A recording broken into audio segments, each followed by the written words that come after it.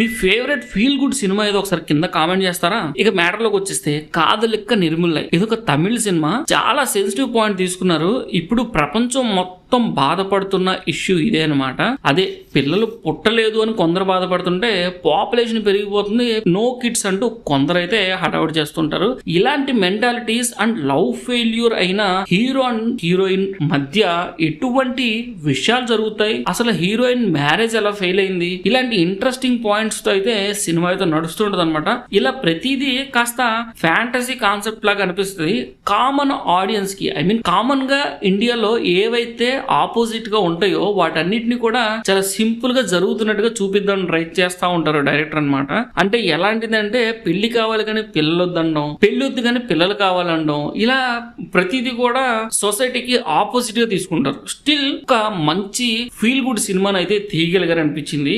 అసలు ఈ కాన్ఫ్లిక్ట్ ఎలా కనెక్ట్ చేశాడు అండ్ దీనికి ఆన్సర్ ఏమి ఇచ్చారు సినిమా ఎండింగ్ లో అని చూసి తెలుసుకోండి. సినిమా స్టార్టింగ్ బాగుంది, 15 నిమిషాల తర్వాత నుంచి సినిమా ఇట్టో వెళ్ళింది అనిపిస్తుంది. వెంటనే ట్రాక్ లోకి వస్తుంది. అక్కడి నుంచి మూవీలోంచి మనం బయటికి రాము. మంచి మ్యాజిక్ క్రియేట్ చేయగలిగారు. ఈవెన్చువల్లీ 1.5 hours కి సినిమాలో క్యారెక్టర్స్ కి పూర్తిగా కనెక్ట్ అయిపోతాం. ఫైనల్లీ సినిమా అయితే చాలా బాగుంది. ప్రొడక్షన్ వాల్యూస్ డీసెంట్ గా ఉన్నాయి. మ్యూజిక్ అయితే చాలా బాగుంది. కొన్నిసార్లు అయితే కొరియన్ స్టైల్లో అయితే మ్యూజిక్ ఇచ్చారు. ఈవెన్ స్టోరీ కూడా చూస్తే టేకింగ్ అచ్చం కొరియన్ స్టైల్లో అనిపిస్తుంది అనమాట.